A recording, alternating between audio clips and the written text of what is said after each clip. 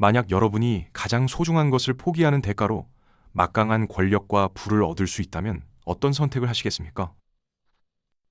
여기 조선시대 남성성을 스스로 포기하고 왕에 가장 가까운 곳에서 밤낮을 지켰던 사람들이 있습니다.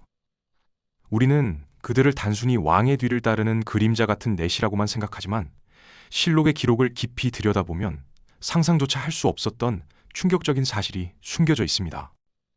남자가 아니면서도 누군가의 남편이었고 아이를 가질 수 없으면서도 아버지로 불렸던 그들의 비밀스러운 삶은 우리가 알던 역사와는 너무나도 다른 모습을 하고 있습니다. 사실 이들은 궁궐 내의 단순한 노동자가 아니라 왕의 침전까지 무시로 출입하며 국가 기밀을 다루는 핵심 권력층이었습니다.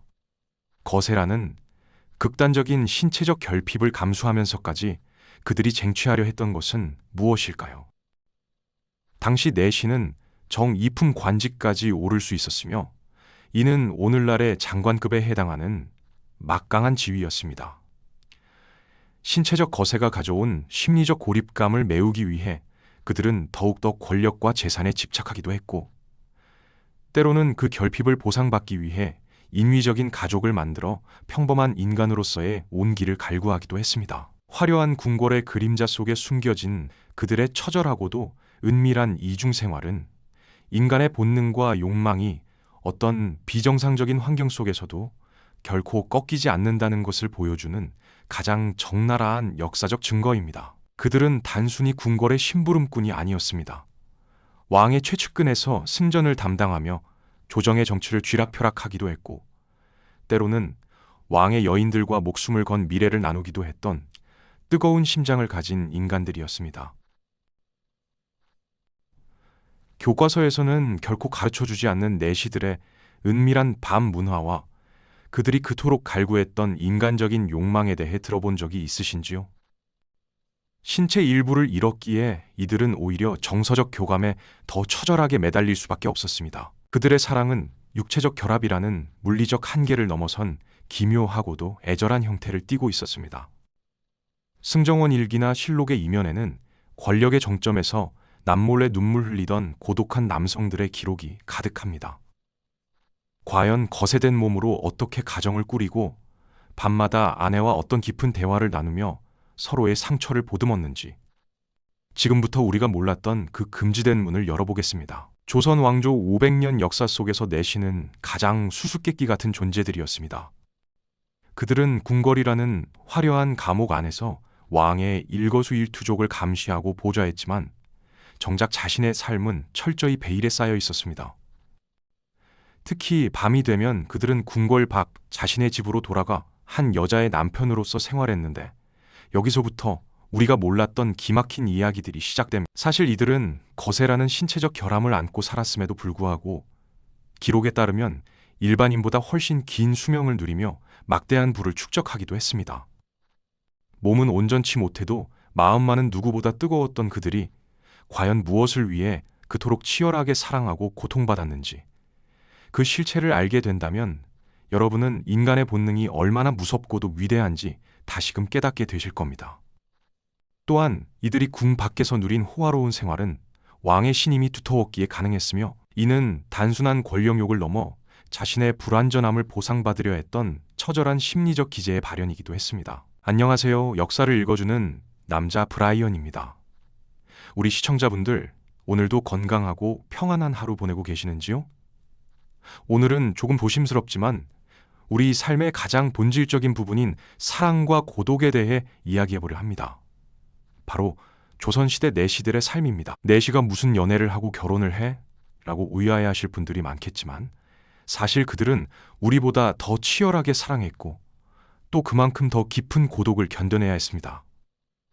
30대부 70대까지 우리 인생의 산전수전을 다 겪으신 분들이라면 오늘 이 이야기가 단순히 남의 이야기가 아닌 인간 존재에 대한 깊은 울림으로 다가올 것입니다. 왕의 가장 가까운 곳에서 막강한 권세를 누리면서도 정작 궁궐 문을 나서면 반쪽짜리 남자라는 차가운 시선과 사회적 조롱을 온몸으로 견뎌야 했던 그들의 속마음은 과연 어떠했을까요? 화려한 권력의 이면에 감춰진 이들의 시린 외로움과 신체적 결핍을 메우기 위해 그토록 갈구했던 평범한 인간다운 삶에 대한 처절한 열망은 오늘날을 살아가는 우리에게도 묵직한 질문을 던져줄 것입니다. 이들이 겪은 내면의 갈등은 단순히 과거의 기록이 아닌 인간 본연의 욕구와 실존에 관한 아주 특별한 보고서라고 할 수 있습니다. 놀랍게도 조선의 내시들은 공식적으로 결혼을 할 수 있었습니다. 심지어 그들의 아내는 나라에서 인정한 정경 부인이라는 높은 칭호까지 받으며 위세를 떨치기도 했지요. 비록 육체적인 부부관계는 불가능했지만 내시는 경제적으로 매우 풍족했기에 당시 가난한 양반가나 일반 서민들에게는 1등 신랑감으로 꼽히기도 했습니다. 당시 내시들은 왕의 최측근으로서 막대한 토지와 재산을 축적할 수 있었고, 이는 가난에 허덕이던 여인들에게 안정된 삶을 보장하는 강력한 유인이 되었습니다. 하지만 여기서 우리는 한 가지 의문을 갖게 됩니다. 과연 피 끓는 청춘의 여인들이 단순히 돈 때문에 남성성이 없는 남자와 평생을 함께 했을까요? 사실 이들의 결혼 생활 뒤에는 물질적인 풍요보다 훨씬 더 중요한 정서적 유대감이 자리 잡고 있었습니다. 심리학적인 관점에서 볼 때 내시 남편들은 자신의 신체적 결함을 보완하기 위해 아내에게 훨씬 더 세심하고 다정한 정서적 배려를 제공했습니다. 가부장적인 질서가 엄격했던 조선 사회에서 아내의 말을 경청하고 인격적으로 존중해주는 내시 남편과의 삶은 육체적 결핍을 상쇄할 만큼 깊은 심리적 안정감을 선사하기도 했습니다. 결국 이들의 결혼은 생존을 위한 현실적인 선택인 동시에 서로의 고독과 결핍을 채워주는 가장 인간적인 형태의 연대였던 셈입니다. 누군가와 마주 앉아 따뜻한 밥 한 끼를 먹으며 하루의 고단함을 털어놓는 것, 그것이 바로 내시들이 그토록 원했던 평범한 행복이었습니다. 드라마나 영화를 보면 내시들이 질투에 눈이 멀어 아내를 괴롭히는 장면이 종종 나오기도 하지만 실제로는 누구보다 아내를 아끼고 사랑했던 남편들이 많았습니다. 신체적인 한계를 극복하기 위해 그들은 아내의 발을 씻겨주거나 밤새도록 이야기를 들어주며 정서적인 만족을 주려 노력했습니다. 특히 이들은 신체적 결핍에서 오는 미안함을 정성 어린 경제적 헌신으로 보답하려 했습니다. 당시 내시들의 집은 대궐 못지않게 화려한 경우가 많았으며 아내에게 최고급 비단 옷과 귀한 폐물을 아낌없이 선물하며 사회적 위신을 세워주기도 했습니다. 심리학적으로 보면 이는 자신의 결여된 부분을 정서적 지지와 물질적 풍요로 채우려는 강력한 보상 기제였으며, 이를 통해 그들은 비로소 한 가정의 온전한 가장이라는 정체성을 확인받고 싶어 했던 처절하면서도 아름다운 몸부림이었습니다. 그런데 여기서 정말 믿기 힘든 충격적인 일이 벌어집니다. 내시들이 자신의 아내뿐만 아니라 왕의 여자인 궁녀들과도 은밀한 관계를 맺었다는 사실입니다. 궁궐 안에는 대식이라는 기묘한 용어가 있었습니다. 이는 글자 그대로 마주보고 음식을 먹는다는 뜻인데, 사실은 내시와 궁녀가 서로 마음을 나누며 부부처럼 지내는 정신적인 연애를 의미했습니다. 왕의 여자인 궁녀와 왕의 종인 내시가 나누는 이 기이한 사랑은 걸리는 즉시 목이 달아날 수 있는 그야말로 목숨을 건 위험한 도박이었습니다. 사실 현대 심리학의 관점에서 보면 극도의 고립감과 통제된 환경 속에서 인간은 생존을 위해 정서적인 유대감을 갈구하게 됩니다. 평생을 구중궁궐이라는 거대한 감옥에 갇혀 지내야 했던 두 존재에게 대식은 단순한 외도가 아니라 서로의 상처를 보듬어주는 유일한 숨구멍이었던 셈입니다. 철저한 신분사회였던 조선에서 법보다 무서웠던 것은 바로 사무치는 외로움이었고, 이들은 죽음의 공포마저 이겨낼 만큼 뜨거운 감정적 결합을 선택했습니다.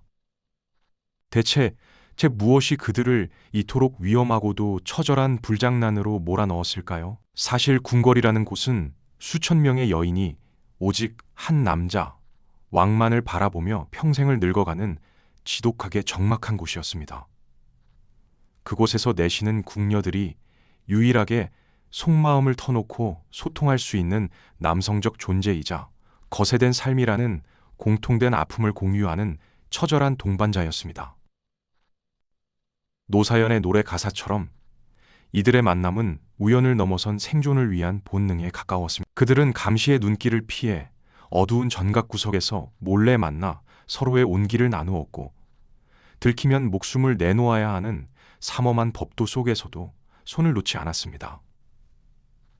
비록 육체적 완성은 없을지라도 서로의 존재 자체를 위로하며 하루를 견뎌냈던 그들의 비밀스러운 연애는 화려한 궁궐 담장 안에 숨겨진 가장 인간적이고도 슬픈 기록으로 남아 있습니다. 하지만 이들의 사랑이 늘 아름다운 로맨스로만 끝난 것은 아니었습니다. 조선실록에는 내시와 궁녀의 간통 사건이 여러 번 기록되어 있는데, 그 중에서도 세종시대의 내시 조령 사건은 조정 전체를 발칵 뒤집어 놓을 만큼 파격적이었습니다. 조령은 궁녀 덕금과 깊은 관계를 맺다 들통이 났는데, 조사 과정에서 드러난 그들의 미래 방식은 당시 유교 사회의 법도를 송두리째 뒤흔들 만큼 대담했습니다. 이들은 단순히 마음을 나누는 것을 넘어 궁궐의 삼엄한 감시망을 피해 마치 일반적인 부부처럼 은밀하고도 지속적인 만남을 이어왔던 것입니다. 성군이라 불리던 세종조차 이 보고를 받고는 궁궐의 기강을 무너뜨린 중죄라며 노발대발했고, 결국 이들은 참수형이라는 가장 엄한 처벌을 받게 됩니다. 하지만 우리가 여기서 주목해야 할 점은 그들의 무모함입니다. 발각되면 죽음뿐이라는 사실을 누구보다 잘 알았을 그들이 왜 그토록 위험한 사랑을 끝내 멈추지 못했을까요? 그것은 어쩌면 거세된 몸과 억압된 신분이라는 절망적인 환경 속에서 유일하게 자신이 살아있는 인간임을 느낄 수 있는 유일한 탈출구였기 때문일지도 모릅니다. 죽음을 눈앞에 두고도 그들이 놓지 못했던 것은 단순한 육체적 욕망을 넘어 누군가에게 온전한 남자로, 또 누군가에게 단 하나의 소중한 존재로 기억되고 싶다는 처절한 생존 본능이자 인간다운 삶을 향한 마지막 몸부림이었던 것입니다. 사실 내시들에게는 아내와의 사랑만큼이나 중요했던 것이 또 하나 있었습니다. 바로 가문을 잇는 것이었습니다. 비록 친자식은 가질 수 없었지만 그들은 거세된 어린아이들을 양자로 들여 대를 이어갔습니다. 이를 위해 내시들만의 독특한 족보인 양세계보가 만들어졌습니다. 이 족보에는 수백 년 동안 이어진 내시 가문의 계보가 정교하게 기록되어 있는데, 이는 세계적으로도 유례를 찾아볼 수 없는 희귀한 자료입니다. 특히 주목할 점은 양자를 드리는 엄격한 기준이었습니다. 내시 가문은 주로 10세 이전의 어린아이들 중 사고나 질병 혹은 인위적인 수술로 인해 거세된 아이들만을 양자로 받아들였습니다. 피 한 방울 섞이지 않은 이들이 부자지간이 되어 제사를 지내고 가문의 영광을 지키려 애쓰는 모습은 핏줄보다 진한 가족의 의미를 다시금 생각하게 만듭니다. 누군가의 아버지로 남고 싶어 했던 그들의 열망은 단순한 욕망을 넘어 인간으로서의 정체성을 지키기 위한 마지막 보루였을 것입니다. 내시들이 이토록 가문에 집착했던 이유는 자신들이 비정상적인 존재로 잊히는 것이 두려웠기 때문일 것입니다.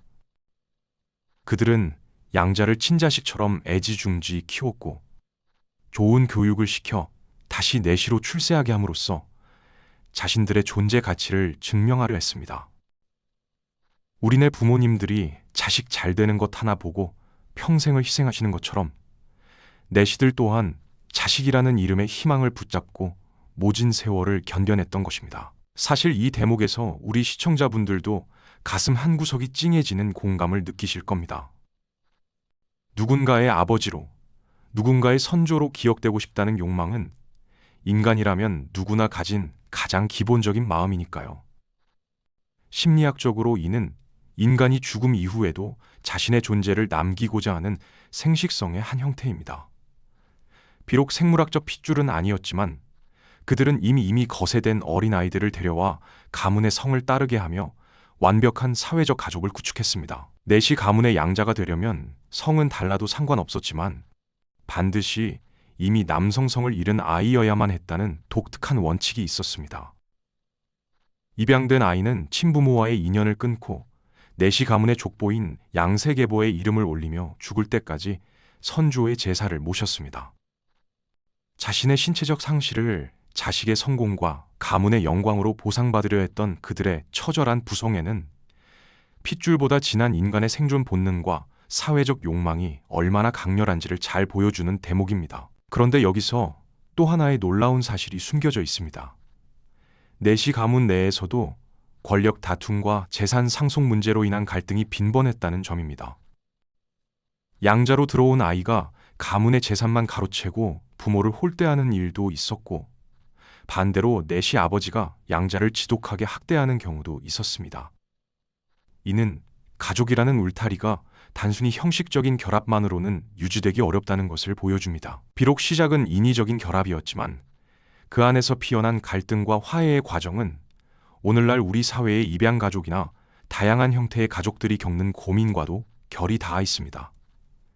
특히 조선시대 실록의 기록을 보면 재산을 노리고 입양을 자처했다가 내시 아버지가 세상을 떠나자마자 위패를 내버리고 도망친 양자의 파렴치한 행태나, 반대로 아버지가 평생 궁궐에서 모은 막대한 부를 독차지하기 위해 양자들 사이에 피튀기는 법적 공방을 벌인 사례도 적지 않습니다. 유교 사회에서 효와 제사는 가문의 존속을 결정짓는 핵심 가치였기에 피가 섞이지 않은 내시 가문은 그 정통성을 증명하기 위해 일반 사대부 가문보다 훨씬 더 엄격하고 때로는 처절할 정도로 가족이라는 형식에 집착해야만 했던 것입니다.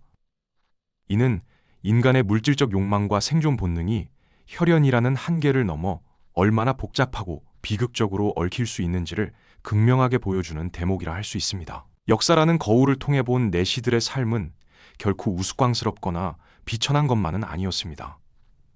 그들은 신체적 결함이라는 커다란 멍에를 지고서도 남들처럼 사랑하고 싶어 했고, 남들처럼 존경받는 가장이 되고 싶어 했습니다.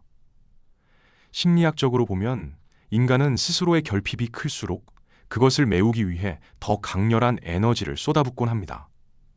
내시들 역시 육체적 거세라는 극단적인 상실감을 극복하기 위해 오히려 더 정교한 가문 시스템을 만들고 권력을 향해 처절하게 매달렸던 것일지도 모릅니다. 궁궐이라는 화려한 무대 뒤편에서 그들이 홀로 흘렸을 수많은 눈물과 고독은 어쩌면 성과 중심의 현대사회를 살아가는 우리가 느끼는 존재론적 공허함과도 닮아 있을지 모릅니다. 겉으로는 완벽한 사회적 지위를 갖춘 듯 보이지만 속으로는 저마다의 말 못할 아픔과 결핍을 간직한 채 살아가는 우리에게 내시들의 이 처절한 생존 방식은 진정한 행복과 인간다움이란 무엇인가라는 묵직하고도 근본적인 질문을 던집니다.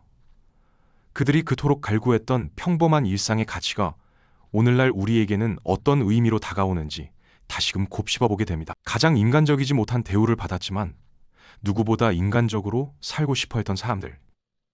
내시들의 삶을 통해 우리가 배울 수 있는 것은 사랑의 형태가 결코 하나로 정해져 있지 않다는 위대한 사실입니다. 흔히 우리는 육체적인 결합이나 피의 이끌림이 가족과 사랑의 절대적 조건이라 믿곤 하지만 내시들은 그 모든 생물학적 한계를 뛰어넘어 오직 정서적 교감만으로도 삶이 얼마나 풍요로워질 수 있는지 증명해 보였습니다. 현대 심리학에서도 진정한 행복의 척도를 신체적 만족이 아닌 타인과의 깊은 유대감에서 찾듯이 그들은 시대를 앞서 사랑의 본질이 서로의 상처를 보듬어주는 위로의 기술에 있음을 보여준 셈입니다. 핏줄이 섞이지 않아도 서로를 위해 기도하고 비록 완성되지 못한 몸일지라도 끝까지 곁을 지키겠다는 그들의 약속은 오늘날 우리가 잊고 지낸 사랑의 숭고함을 일깨워줍니다.